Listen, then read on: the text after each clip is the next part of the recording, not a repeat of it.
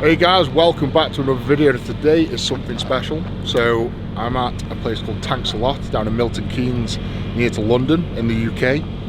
It's got hundreds and hundreds and hundreds of tanks here, off-road vehicles. A lot of this has been shipped out to Ukraine at the minute. So all very armoured sort of military vehicles everywhere. I'm going to be doing my tank license today. So, and that is on the pretension of me possibly, I'm going to buy a tank. Let's just put it that way. I think I'm going to buy a tank. So I'm going to do my tank license, and I'm basically here to do some tank shopping today to see what I fit in, see what looks good, and obviously I've got to do the test as well. So I'm going to do the training today, and I've got the test tomorrow morning. Can't film the test, of course, but we're doing the test in that. So it's like a tractor with tracks on. So it's not like a true tractor with just the big wheels. So we're going to learn in a tractor, we've got to go on the road in a tractor, and the guy from the test station follows you and make sure you're just looking out for, you know, you're not going to crush any cars or anything, that kind of thing. But this is a SVRT. This is possibly one of the tanks that I'm interested in buying. So let's have a quick sit in it, see if we can fit in it, eh?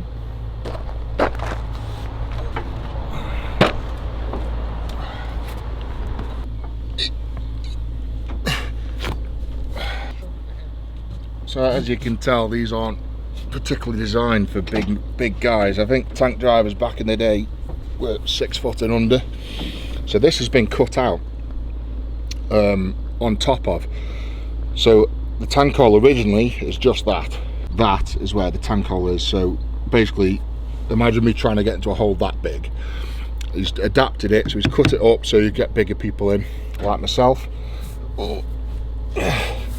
And basically, I have to squiggle in it. Ooh. Need some adjustment with the seat and everything, but that's basically it. So I can fit in a tank at least. I can reach the pedals. It's a bit tight, but you know, you're not going to be doing long journeys on tanks. These are just a bit of fun.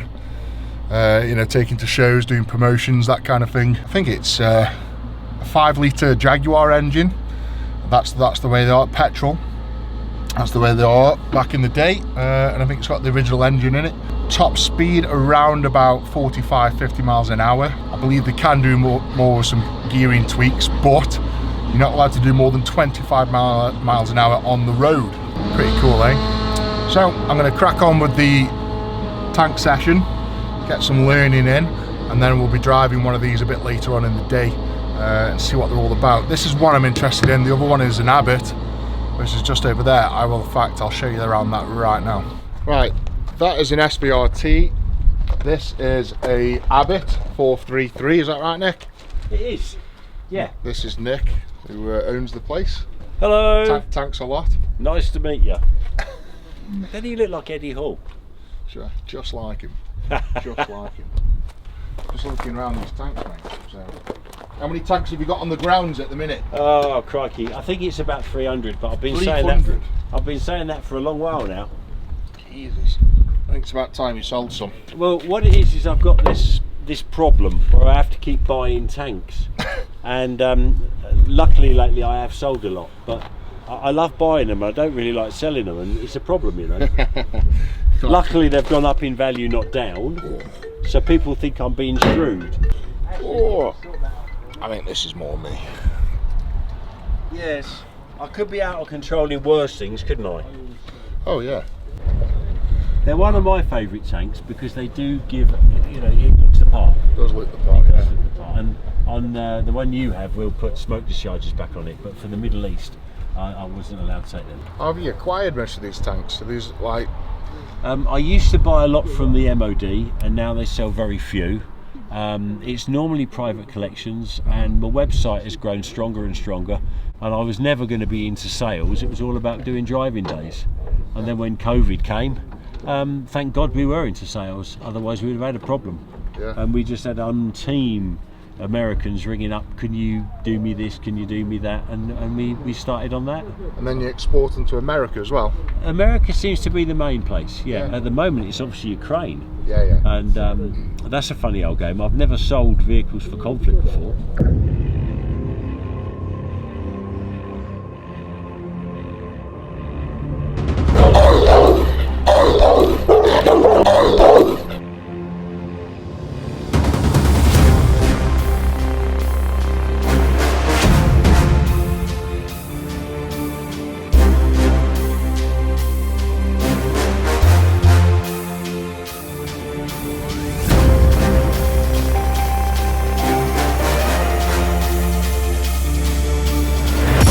We've driven to an industrial estate, and this is where we're going to learn to drive a track vehicle. So what are things to look out for, Nick? Just like reversing. You've just got to remember that when you turn your front, the back comes out as much. So for every foot the front goes, that bit's flicking out. Right, okay, so that's what you've got to watch for tanks, is the back end coming out. Yeah, very much so, yeah. Okay. And also clipping curbs. If you're near to a curb, when you pull out, as your track, as it digs in, it's lifting up, and you lift the curbstones out. It's a very complex piece of machinery, this is. What you do, that's the clutch, that's the brake. So you press them both down, put it into drive, and you let the brake off, and then obviously you feed the clutch like you would with any car. And then to change gear, it's literally just this little knobs here, so that's up, that's down, so that goes up a gear. And it's so finely, like each gear is only like 1 kilometre an hour, if that. Well, I'm in 10th gear and we're doing 6 kilometres an hour. I'm going to stop here, and he wants me to drop back and reverse around this corner, keeping close to the curb, so I've got a curb mirror there.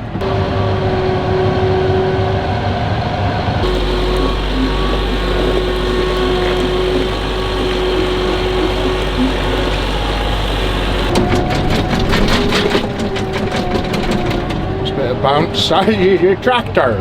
Hey.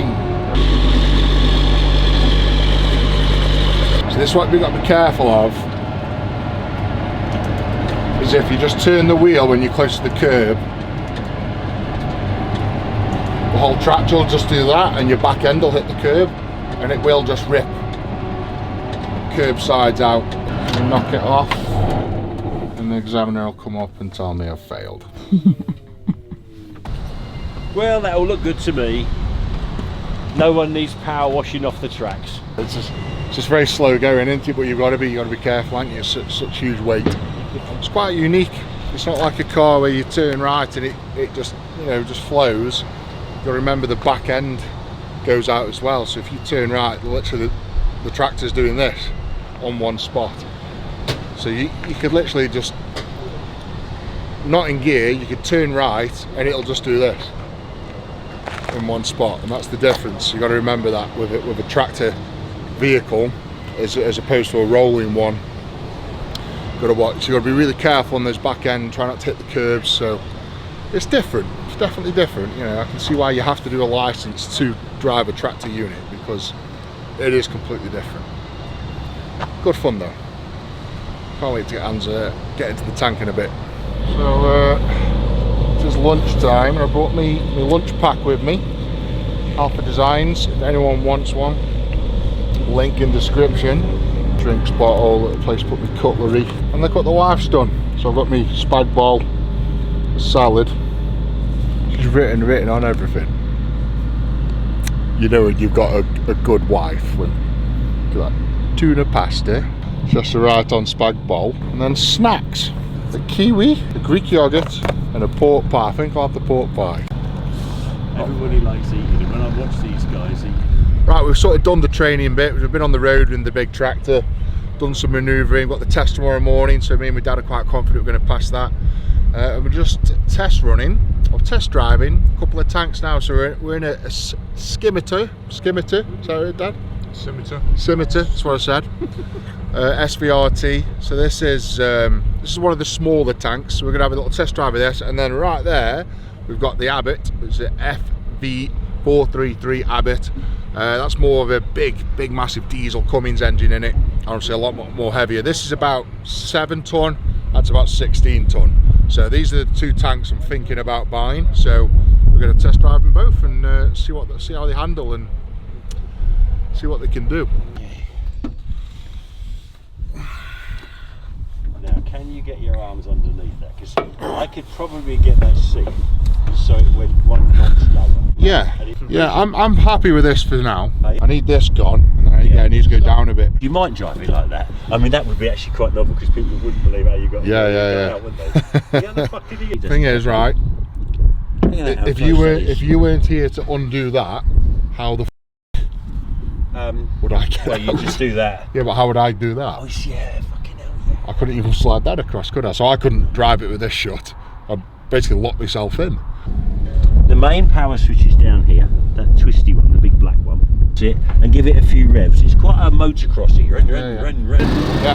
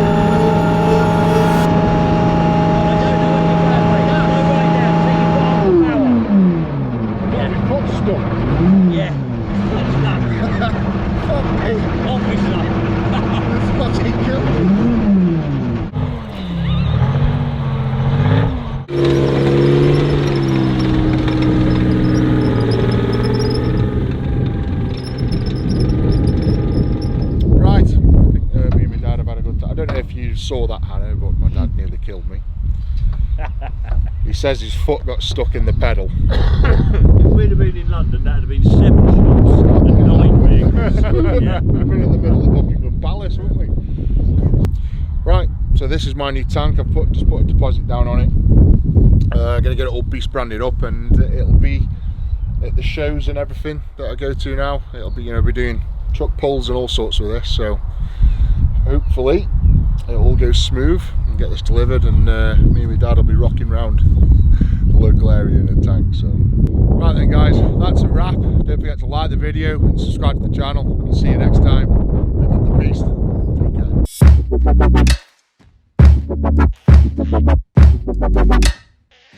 Take care.